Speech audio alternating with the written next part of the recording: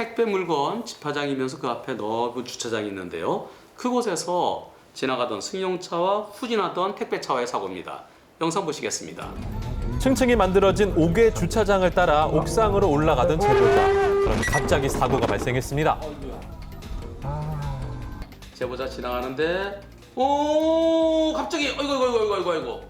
후진할 때 뒤를 봤어야 되는데 뒤를 안 보고 그대로 후진했네요. 여기서 4층에서 이제 5층으로 주차장 올라가는 중에 이 차량이 이렇게 가다가 후진을 하는 상황에서 요 앞에 되는 줄 알고 여기 많이 돼 있거든요. 피해서 가려다가 잠깐의 사고로 제보자의 차량은 심각히 파손됐고요. 수리 비용도 무려 300만 원이 발생했습니다. 반대편에서는 여기 있는 사람들은 다 택배 상하차 하는 사람들이니까 이거를 후진하는 걸 잘 몰랐냐 이런 식으로 나오고 이렇게 주장을 하고 있어요. 아하, 앞에 트럭은 내가 앞에 있었는데 뒤에 차가 왜 바짝 따라왔느냐, 안전거리 미약보다 그 뒤차가 가해 차량이다, 이렇게 주장하는 것 같은데요. 지금은 앞차가 틀었어요. 이건 지나간 차구나, 나는 그대로 통과해야 되는 거예요. 내가 지나가려는데 지나갔던 트럭이 뒤로 오면서 제보자를 때렸죠. 이번 사고는 당연히 저 트럭이 더 많이 잘못한 겁니다. 하지만 트럭의 100% 잘못이라고 보여지진 않습니다. 왜냐하면 이곳은 차가 그냥 지나가는 곳이 아니라 집화장이 있습니다. 작업장에서는 가다가 물건 실기해서 뒤로 올 가능성도 있어요. 앞에 어떤 차가 작업하고 있는데 그 반경 내에 들어가면 안 됩니다. 위험한 곳에 왜 바짝 붙었느냐? 그 차가 좀 더 지나간 다음에 내 앞에 안전함을 확인한 다음에 지나갔더라면 하는 아쉬움이 남아요. 그 아쉬움, 제보자에게도 30% 정도는 있어 보입니다. 협소한 공간으로 인해 사고 발생 위험이 더 높을 수밖에 없는 주차장 때문에 운전자들의 안심은 금물입니다. 후진을 할 경우 뒤따르는 차량은 없는지 확인하는 습관이 필요해 보입니다.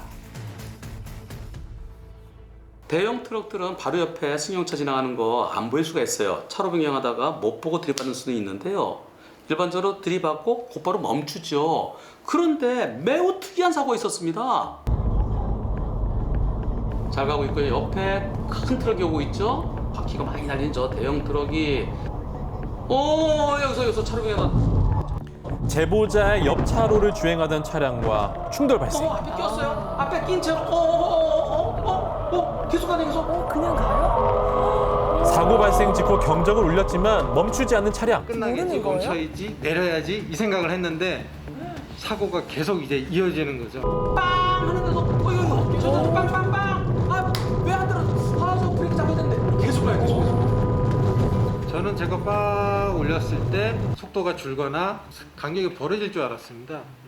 둘이 분리될 줄 알았는데 전혀 그런 게 없고, 보통 이제 사고가 나는 것도 한순간, 사고 순간 자체도 정말 순간인데 사고의 순간이 이제 50몇 초니까 저도 사고가 나면서 이게 꿈인가 싶은 그런 생각도 들어요. 네, 어쩐 일인지 상대 차량은 멈추지 않았고요. 50초가량을 주행했다고 합니다. 뒷범퍼가 부딪히면서 범퍼가 깨지고 충격 이후에 멈추게 된 겁니다. 큰 차가 날 계속 밀어붙이면 저 차가 날 갖다 깔고 넘어가면 어떡하나. 그럼 사망이에요. 진짜 죽음의 문턱까지 갔다 왔는데요. 도대체 저 차는 왜 50초 이상 동안 차를 못 세웠다고 그러던가요? 사각지대여서 못 봤다. 제가 판단하는 거는 그냥 밀어버리려고 했다. 가장 힘들고 처리하기 복잡하고 어려운 것들이 장애가 발생하는 사건들이라고는 이제 떠도는 소문들이 있었고 저도 그렇게 들었습니다. 그건 아니에요. 옛날에 사람 사망사고가 식물인간보다 오히려 손해배상액은 적습니다. 그래서 크게 다치는 것보다는 사람이 사망이 더 낫다. 그런 얘기가 옛날에 있었어요. 그건 옛날 얘기입니다. 지금은 영업용 차량 다 종합보험 내지 공제조합에 가입돼 있어서 민사는 보험사가 100% 책임지죠. 무한배상입니다. 그래서 내가 크게 다치면은 오히려 사망보다 손해배상이 더 크니까 나를 일부러 죽이려고 그런 거 아니냐? 그건 절대 아니에요. 아니 그러면 고의적인 게 아니었다면 상대 운전자 왜 멈추지 않고 주행을 계속했을까요? 도대체 왜요? 둘 중에 하나로 보여집니다. 첫째, 브레이크가 말을 안 들었거나 또는 트럭 운전자가 졸음 운전했거나. 당연한 백대형이죠. 승용차 정상적으로 가는데 트럭이 옆으로 치면서 앞으로 꼈어요. 사각지대에 있는 승용차를 못 본 거, 그건 트럭이 잘못이죠. 트럭 운전석이 높잖아요. 그래서 밑에 안 보여요. 그럴 때는 옆에 있는 거울들을 직접 다 확인했어야 되는데 그러지 못한 트럭의 100% 잘못이죠.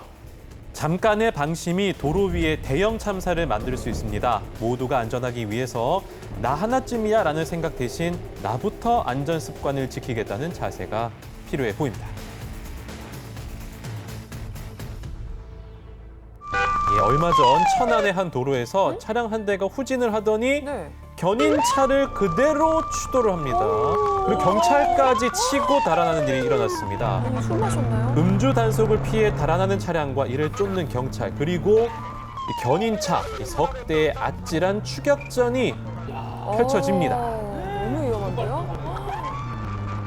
우전상으로 음주 단속하는 경찰을 치고 도망간다. 근처에 있다가 이제 합류하게 돼서 처음 제가 합류됐을 때가 첫 번째 사거리 큰 사거리였는데 거기서 바로 골목으로 들어가더라고요.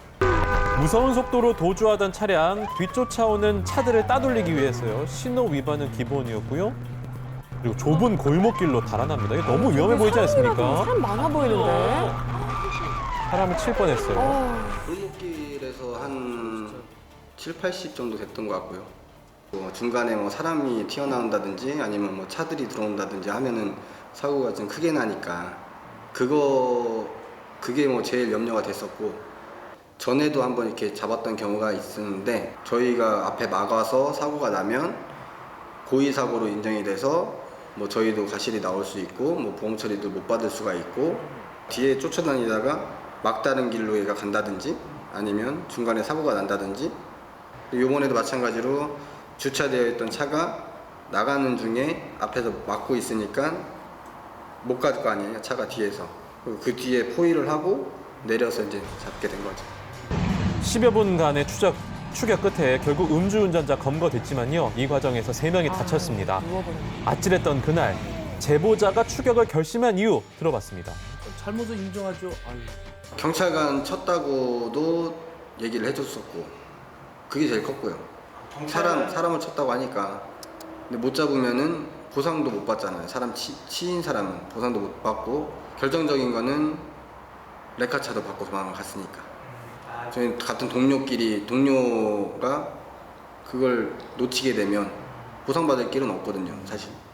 제가 그 일이 있고 나서 얘기 레카는 그만두고 공장 운영하고 지금은 사고 현장 출동 다닙니다. 구급차들보다 저희가 빨리 가고 큰 사고 같은 경우 사람이 죽을 수도 있는 상황이고 저희가 가서 진짜 차부터 견인을 하려고 하는 게 아니라 사람부터 저희가 빼고 막 하거든요. 그랬는데도 뒤에서 욕을 하시는 분들이 많고 그런 부분이 좀 아쉽죠. 음주 운전 후 도주는 또 다른 사고를 부르는 지름길과도 같습니다.